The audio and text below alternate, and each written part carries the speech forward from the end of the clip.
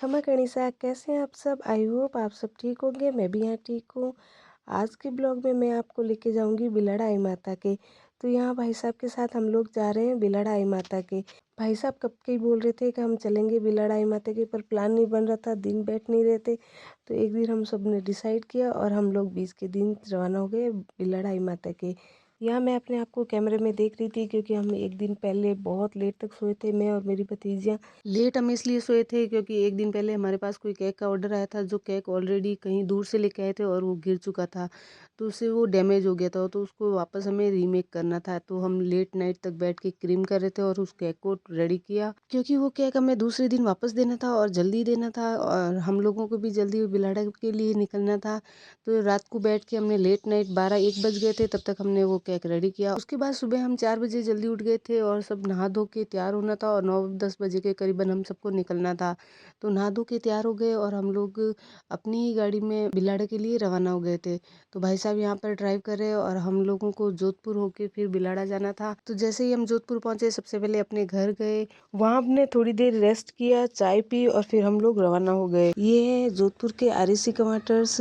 जैसा मैं आपको हर ब्लॉग में बार बार बताती हूँ जब भी मैं जोधपुर आती हूँ कि यहीं पर हमारा जन्म हुआ है और यहीं पर मैं पली बड़ी हूँ। मोस्टली जब भी मैं गाँव आती हूँ अपने, तो भाई साहब और का प्लान होता है कि हम कहीं ना कहीं घूमने ज़रूर जाएं। तो इस बार हमारा यही प्लान था कि हम लोग आई माता के, बाला सती जी के और वहीं से ओम बन्ना के भी जाएंगे। गाँव से जोधपुर का सफ़र बहुत अच्छा रहा। आप ब्लॉग में एंड तक बने रहिएगा, आपको पूरी बिलाड़ा की आई माता के मंदिर के दर्शन करवाएंगे। बहुत ही अच्छा सफ़र था।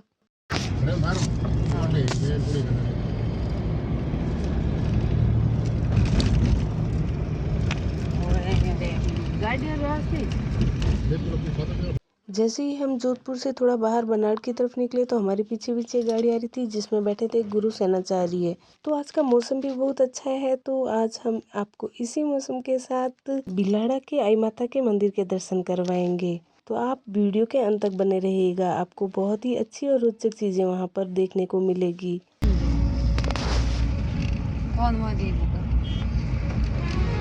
तो 1 घंटे के सफ़र के बाद हम पहुंच गए हैं बिलाड़ा आई माता जी के मंदिर, और ये यहाँ का मेन गेट। जैसे ही हम बिलाड़ा पहुंचे तो एक भाई साहब हमारे पास आ गए थे और हमारी गाड़ी को एक तरफ लगवाने के लिए बोल रहे थे कि आप अपनी गाड़ी यहीं पे रोक दो। वैसे अगर आपके पास साधन है और आप अंदर की तरफ जाना चाहते हैं तो अंदर भी आप जा सकते हैं, वहाँ पे भी गाड़ी खड़ी करने का काफ़ी जगह है। गाड़ी खड़ी करने के बाद फिर हम उन्हीं भाई साहब के साथ गए। उन भाई साहब ने हमारे हाथ धुलवाए और हम लोगों ने उनसे प्रसाद ली। वहीं एक अंदर बालिका स्कूल है जिसके द्वारा एक रैली निकाली जा रही थी।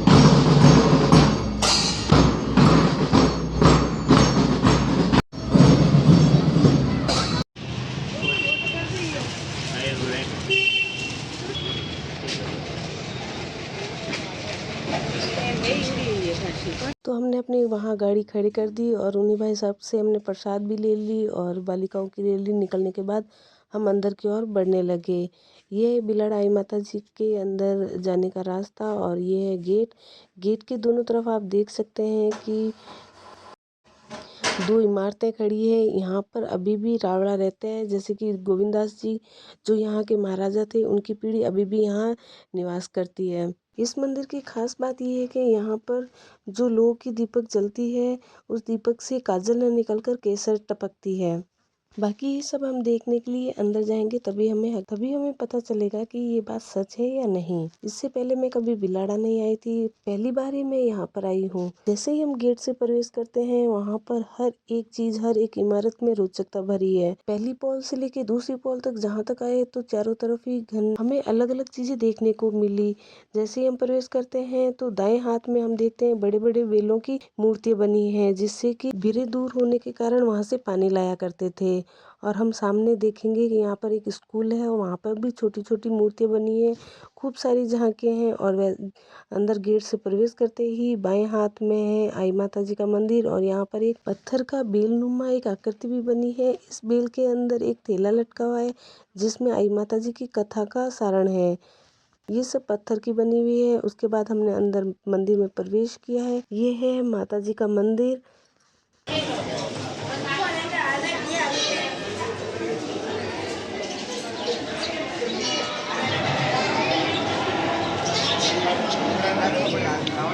जैसे ही हमने मंदिर के आंगन में प्रवेश किया, हमने चारों तरफ बहुत ही अच्छी भव्य कलाकृतियाँ देखने को मिली। यहाँ की इमारतें, यहाँ की कलाकृतियाँ सब में ही एक रोचक कहानियाँ हैं। मैंने यहाँ पर देखा है ज़्यादातर गाय, बैल और इनकी मूर्तियाँ ज़्यादा है।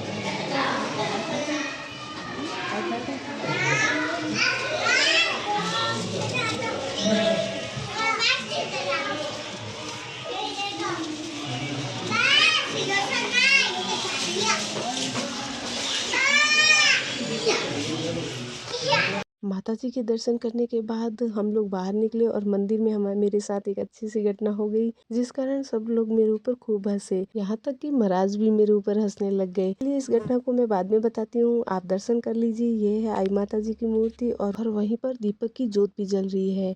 मंदिर में दर्शन करने के बाद हम लोग नीचे आ गए और यहाँ पर अलग अलग पक्षियों के घरौंदे बने हुए थे। वहाँ पर हम थोड़ी देर खड़े रहे और घरौंदों को देखा। उसके बाद हमने यहाँ पर टिकट लिया। यहाँ पर 2 म्यूजियम है।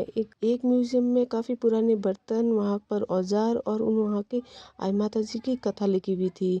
और दूसरी म्यूजियम में काफी रोचक चीजें थी। वहाँ पर आप देखते जाएं, आपको काफी चीजें रचनात्मक देखने को मिलेगी। तो जैसे ही हम म्यूजियम में एंट्री करते हैं तो वहाँ पर एक झरोखा दिखता है, सीनरी है। इसमें आई माता जी के बेल का जुलूस और कैसे ये सब होते हैं, वहाँ सब लकड़ी के बने हुए थे। इस प्रदर्शनी को देखने के लिए आपको एक टिकट लेना होता है जो 10 या 20 रुपए का होता है। इस प्रदर्शनी को स्टार्ट कर दिया जाता है जिसे हम सब देख सकते हैं। उस प्रदर्शनी को देखने के बाद हम आगे की ओर निकले। ये है आई माता जी की झोपड़ी।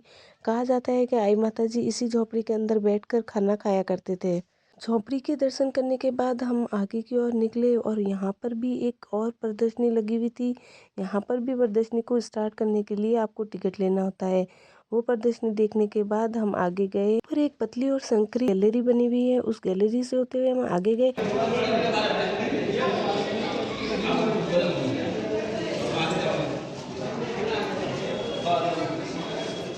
म्यूजियम का एक पार्ट देखने के बाद हम दूसरे पार्ट में गए जो था भूल भुलैया। यहाँ आपको चारों तरफ शीशे ही देखने को मिलेंगे।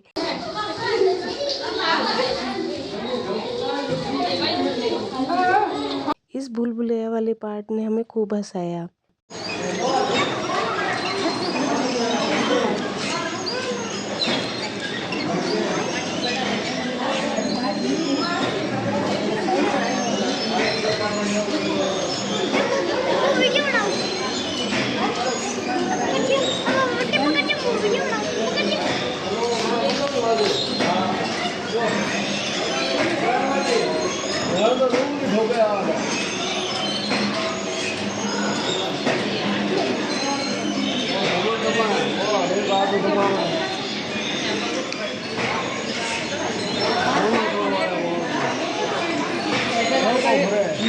भूल भुलैया वाले कैबिनेट से बाहर निकलने के बाद दूसरी प्रदर्शनी आती है जिसमें पूरा जोधपुर का दृश्य बताया जाता है और उसी के पास ही आई माता बिलाड़ा का भी पूरा मंदिर दिखाया जाता है। जब भी आप जोधपुर घूमने आए और मौका मिले तो आप बिलाड़ा आई माता जी के मंदिर का दृश्य जरूर देखिएगा। वैसे आई माता के बारे में मैं आपको बताऊं तो मुझे बस इतनी जानकारी है कि इनका एक नाम ये भी है जीजीबाई।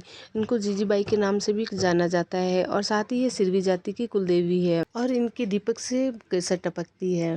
चलिए अब आपको ना मैं बताती हूँ मंदिर के अंदर वाली घटना। अंदर क्या हुआ, मंदिर में जैसे ही हमने आई माता जी के दर्शन किए तो सामने की ओर आईना लगा था।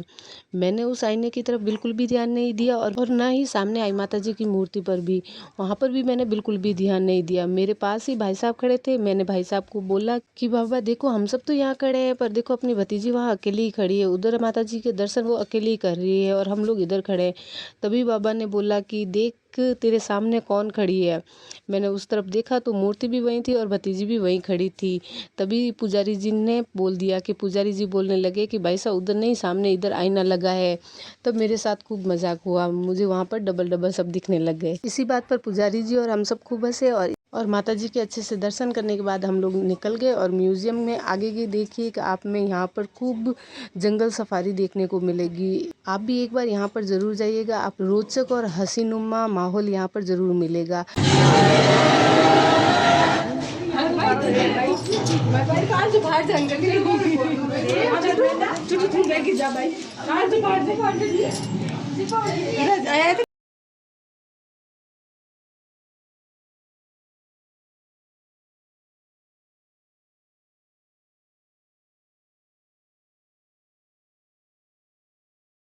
म्यूज़ियम का ये अंतिम पार्ट था और इसमें हंसने के साथ साथ हमें खूब डराया भी था।